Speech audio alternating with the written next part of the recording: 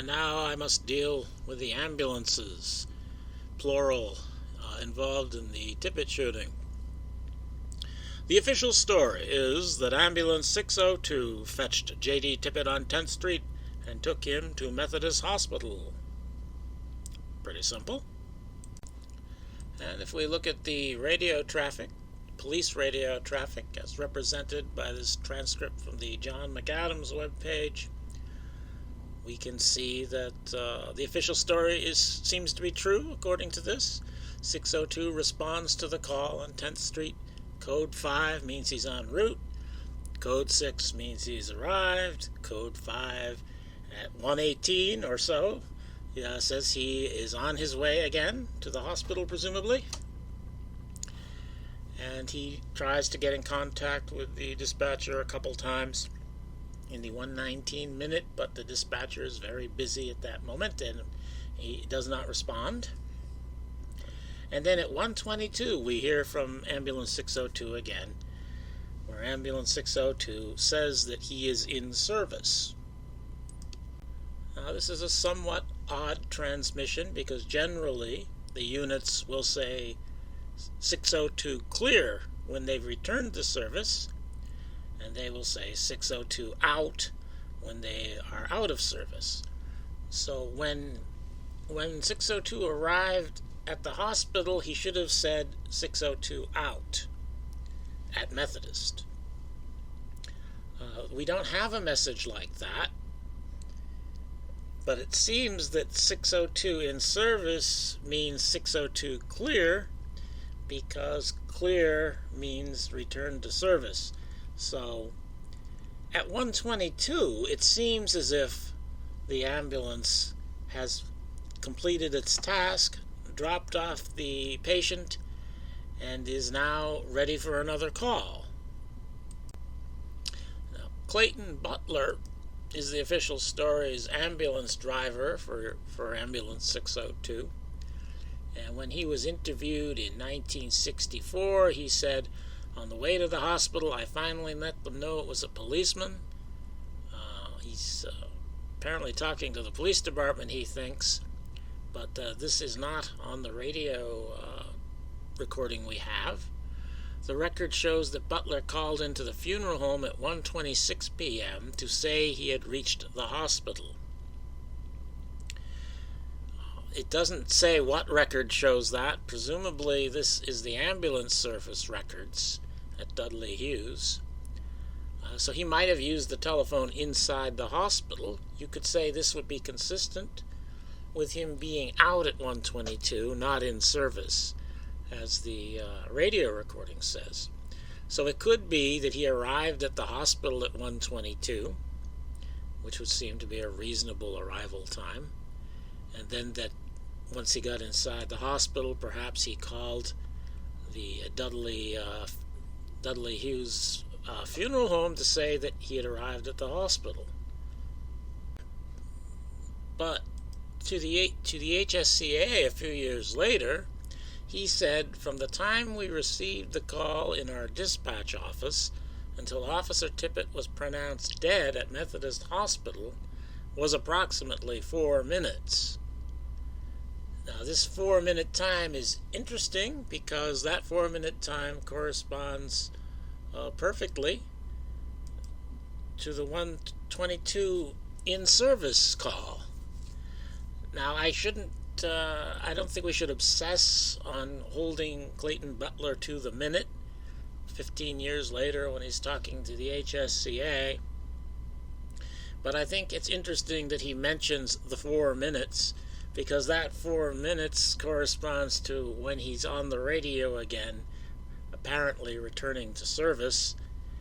And these times don't really make sense. I mean, if he's calling the ambulance service to say he's arrived at the hospital at 1:26, but he's calling in on the police radio to say he's returned to service, and yet it can't really mean he's returned to service. It must mean he's out at the hospital, and then he comes up with this exact same 4-minute interval that confirms the 1:22 time.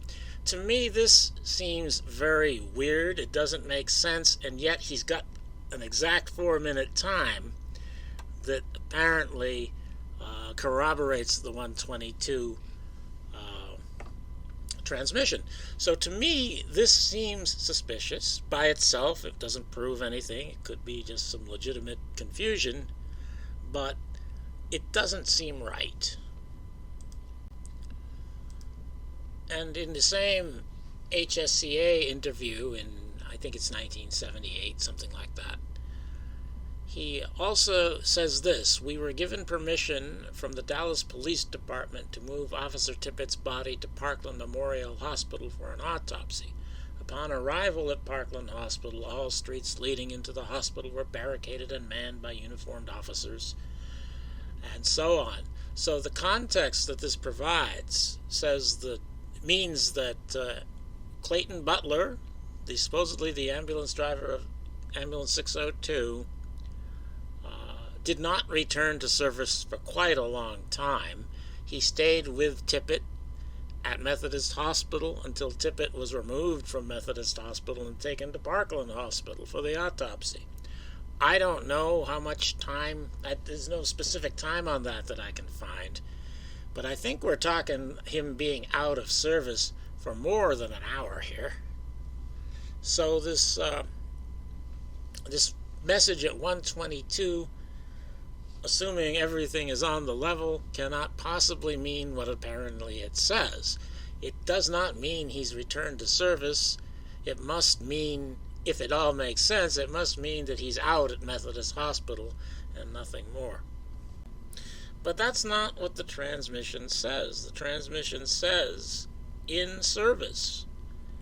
And so I think what this means, and is more, it's not just this, but I think what this means is that Clayton Butler was not driving Ambulance 602, that this was a different ambulance that somebody else was driving, and that this other ambulance was on 10th Street but did not pick up Tippit. It picked up somebody else, and when it had dropped off that other person, it said it was back in service. 602 was back in service. And I think Clayton Butler, of course, has been briefed on the story, and that's why he provided the 4-minute time interval, because it apparently supports this transmission. But this transmission does not make sense, because it says that 602 has returned to service, and that can't be possible if the official story is correct. And this is the smoking gun from the same interview, the HSCA interview in 1977. Clayton Butler says he was not in Ambulance 602. "I used the ambulance radio and tried to use my ambulance call numbers, which were issued by the Dallas Police Department, and my number was Unit 601.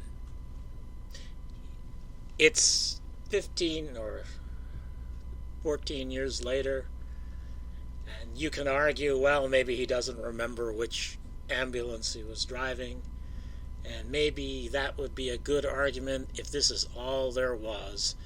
But this explains everything if Clayton Butler was actually driving Ambulance 601.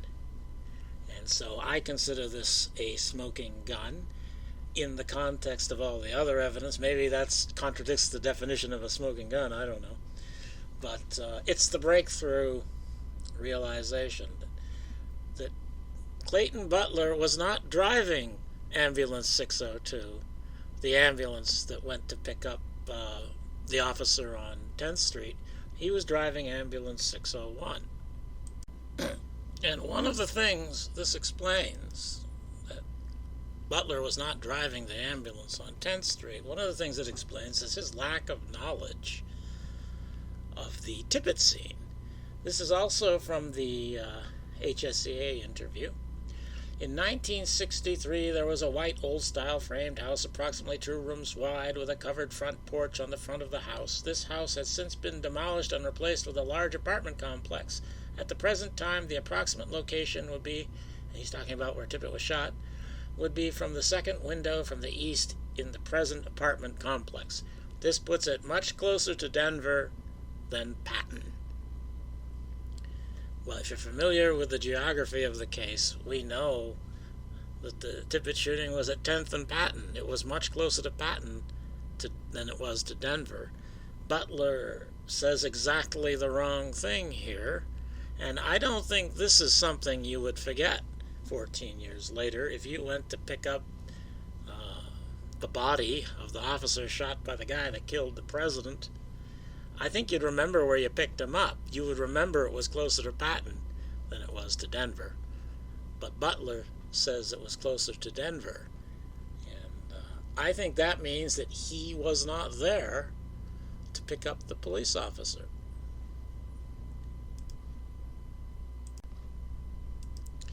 And I find this one to be stunning. Clayton Butler told the HSCA, "I picked up the pistol and placed it on the hood and/or fender of the squad car." He's talking about J.D. Tippit's gun. But Ted Calloway years earlier had said, "I picked up the gun and laid it on the hood of the squad car." How can Clayton Butler think that he had picked up the gun if Ted Calloway had picked it up? To me, this just makes no sense at all. I think Butler was coached, perhaps not very well, but I think he was coached prior to his HSCA interview, and he was given a detail to put in there, to make it seem like he was really there because he did something. And the something that he did was pick up the gun and put it on the hood of the car. Well, I think whoever coached him didn't know the full story, because Ted Calloway had already said that he had done that, and Clayton Butler could not have done it if Ted Calloway said it, and this is the kind of thing you would not forget 14 years later. If you really had picked up the officer's gun and put it on the hood of the car, I think you'd remember that. And if you hadn't done that, I think you'd remember that too. To me, this is, it's stunning that this contradiction here. I think it means that Clayton Butler was not the ambulance driver on 10th Street. And I think this glaring error is based upon somebody's incomplete knowledge of the case. And somebody who had access, for example, to T.F. Boley's affidavit would know that this had happened. Boley said, "As we picked up the officer, I noticed his pistol lying on the ground under him. Someone picked up the pistol and laid it on the hood of the squad car." Boley doesn't say who it is. So if somebody knew this but didn't know about Ted Calloway's Warren Commission testimony, or didn't know every detail of it, then he would say, "Aha, we have something here you can use, Clayton. We know that somebody picked up the pistol and put it on the hood of the car, but we don't know who it was, so that can be you." And I think that explains why Clayton Butler somehow remembers that he picked up the pistol and put it on the hood of the car. It's because he was coached to prove that he had been there. But the person that coached him didn't realize that Ted Calloway had told the Warren Commission that he did that. And this realization that Clayton Butler was actually the driver of Ambulance 601 explains a whole lot more. But I don't have time to get to any of that in this video because I'm coming up on my 15-minute limit. So I'll end that here. This is the end of part 2.